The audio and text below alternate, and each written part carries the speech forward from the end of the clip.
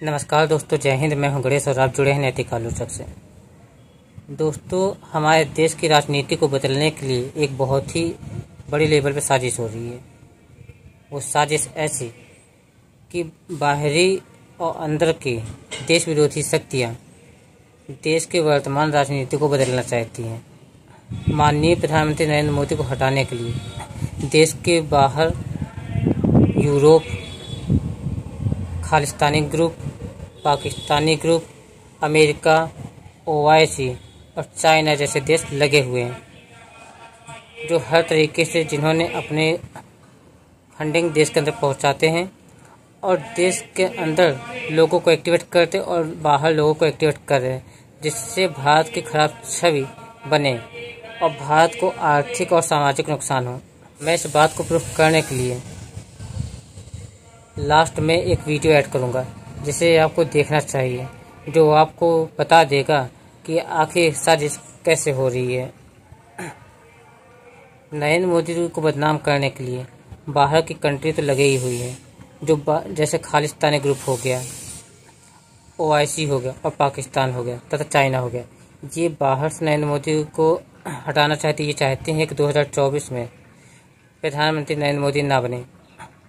इसी तरह देश के अंदर लिबरल और कुछ सामाजिक पार्टियां ऐसी लगी हुई हैं जो चाहती हैं कि नरेंद्र मोदी प्रधानमंत्री ना बने।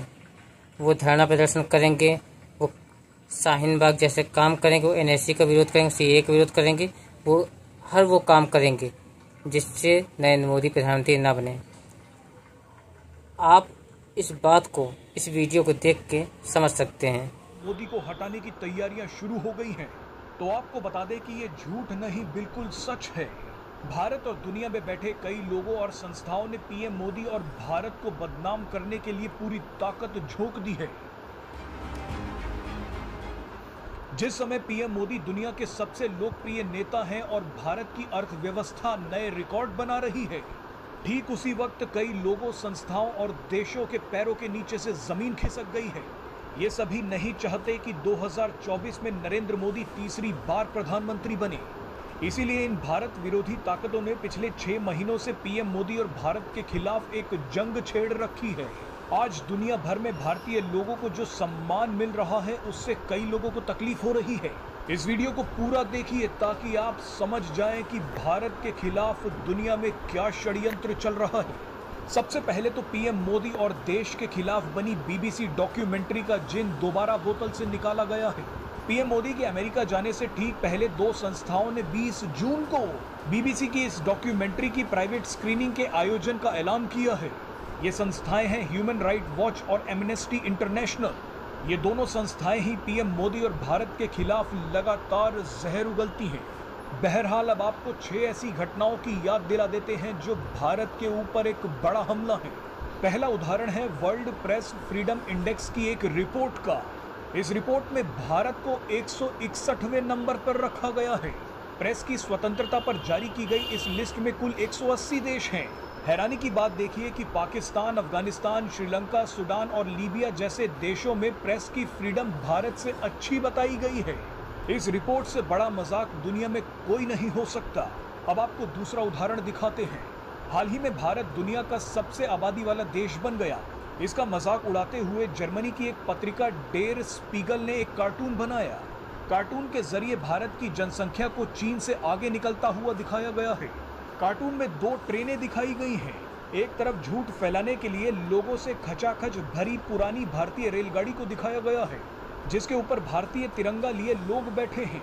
वहीं दूसरी तरफ चीन की बुलेट ट्रेन दिखाई गई है। भारत ने जब इस कार्टून का विरोध किया तो जर्मनी की सरकार को माफी मांगनी पड़ी। अब आप तीसरा उदाहरण देखिए। आपको याद होगा कि कुछ समय पहले यूक्रेन के रक्षा मंत्रालय ने मां काली की एक आपत्तिजनक फोटो शेयर की थी। एक तरफ तो यूक्रेन भारत से जंग को खत्म करवाने के लिए भीख मांग रहा है, तो वहीं दूसरी तरफ भारत और हिंदुओं का मजाक उड़ा रहा है। मजे की बात देखिए कि भारत का मजाक उड़ाने के बाद जर्मनी की तरह यूक्रेन ने भी माफी मांगी, लेकिन ये माफी सिर्फ ढोंग है। अब आपको चौथा उदाहरण दिखाते हैं। मुसलमानों के नाम पर ओआईसी भारत को लगातार ज्ञान देता रहता है। भारत को बदनाम करने के लिए ओआईसी कोई कसर नहीं छोड़ता, लेकिन यही ओआईसी चीन के आगे घुटने टेक देता है। वही चीन जो मस्जिदें तोड़ रहा है, मुसलमानों की दाढ़ी काट रहा है। पांचवा उदाहरण जॉर्ज सोरोस का है। ये अमेरिकी अरबपति पीएम मोदी और भारत को बर्बाद करने के लिए अरबों रुपए खर्च कर रहा है।